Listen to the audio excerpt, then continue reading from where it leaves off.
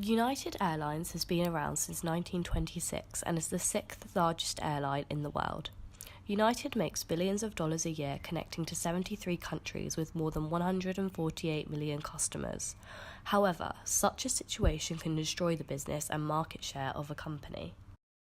United Airlines suffered great reputational damage when Dr. David Deo, aged 69, was violently dragged off from a United Airlines flight by two security officers, breaking his nose, two teeth, and causing a concussion at Chicago O'Hare's airport due to a miscalculated overbooking of a flight. The video footage that was published caused a huge public relations disaster for United, as it spread widely across social media by going viral. United's first attempted apology made no mention of Dr. Deo. The CEO, Mr. Oscar Munoz, later tried to justify the incident by claiming that the victim was being disruptive and belligerent. This led to a publicity nightmare by trying to justify what had happened to Dr. Deo.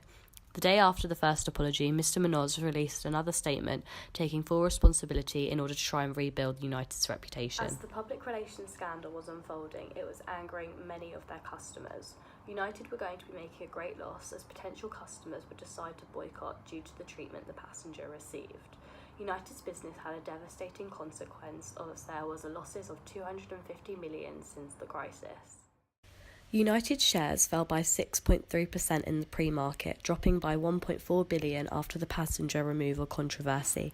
This would have decreased as shareholders within the company would have sold their shares, meaning the value of the company would have gone down, which could have led to United going bust. Shareholders would have done this due to not wanting to be involved within the business. The airline industry is also so competitive, meaning that if anyone sells their shares, they will invest their money in something else. Actually, I'm afraid to fly with United Airlines. They have to build up their reputation, make me trust on them, because at the moment I would never fly with them. After that situation, I'm afraid to buy a ticket and then I arrive there. Maybe the consequence, I will not fly or I'll be injured even.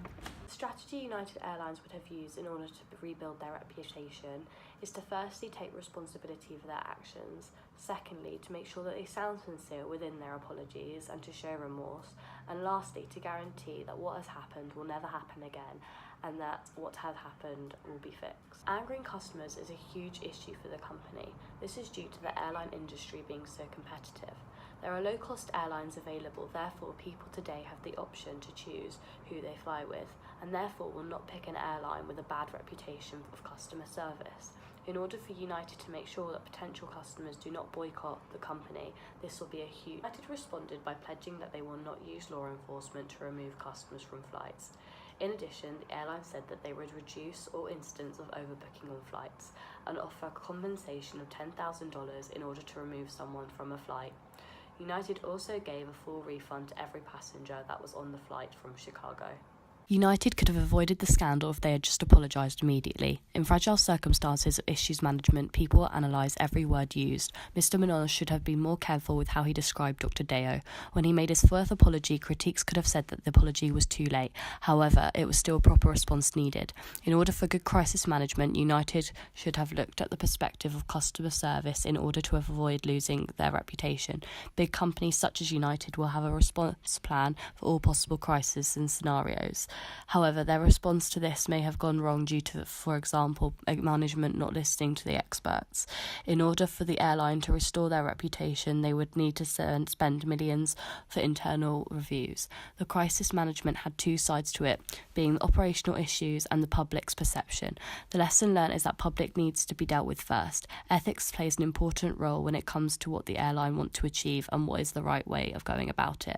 After the crisis, United's reputation had gone up since ending a programme for NRA members discount. Through surveys, it asked whether people had spoken about the brand with family or friends and if they had noticed more positive or negative opinions about the brand in the last 2 weeks. United collected a large increase score compared to other brands that were looked at.